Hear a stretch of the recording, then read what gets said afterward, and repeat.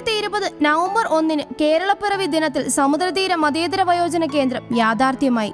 ജനിച്ചു വീണ മണ്ണിൽ ഒരു ജനകീയ അഭയകേന്ദ്രം ഒരുക്കാൻ സമുദ്രതീരം ചെയർമാന് കഴിഞ്ഞു. മാത്രമല്ല, സ്വന്തം വീട് തന്നെ എല്ലാവിധ സൗകര്യങ്ങളോടും കൂടിയ സമുദ്രതീരം എന്ന വയോജന കേന്ദ്രമാക്കി മാറ്റിയതെന്ന പ്രത്യേകത കൂടിയുണ്ട്. പ്രതിസന്ധികളിലൂടെ കടന്നുവരുന്നവർക്ക് ജീവിതത്തിൽ മുന്നേറാൻ കഴിയുമെന്ന മൊഴി അന്വർത്ഥമാക്കി വ്യത്യസ്ത ജീവിത സാഹചര്യങ്ങളിൽ നിന്നു വന്ന അച്ഛനമ്മമാരെ ആത്മസമർപ്പണത്തോടെ ഒരു സംരക്ഷകനായി ചേർത്ത് നിർത്തുവാൻ അദ്ദേഹത്തിന് കഴിയുന്നു.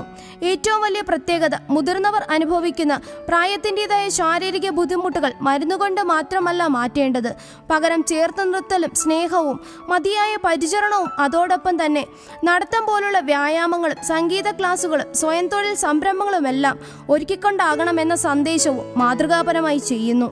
ഇതുകൂടാതെ ഒട്ടനവധി ചാരിറ്റി പ്രവർത്തനങ്ങൾ ചെയ്തു പോരുന്നു. സൗജന്യ ആംബുലൻസ് സർവീസ്, നേത്രചികിത്സാ ക്യാമ്പ്, ക്യാൻസർ രോഗികൾക്കായി 10 രൂപ നൽകൂ ജീവൻ രക്ഷിക്കൂ എന്ന പദ്ധതി, പാരിപ്പള്ളി മെഡിക്കൽ കോളേജിലെ പുതുവസ്ത്ര അലമാര, അങ്ങനെ നീളുന്നു പ്രവർത്തനങ്ങൾ. സമാനതകളില്ലാത്ത വേറിട്ട കാഴ്ചപ്പാടോടെ പടുത്തുയർത്തിയ ഈ വർണ്ണക്കൂടാരം ഏവർക്കും മാതൃകയാക്കാവുന്നതാണ്.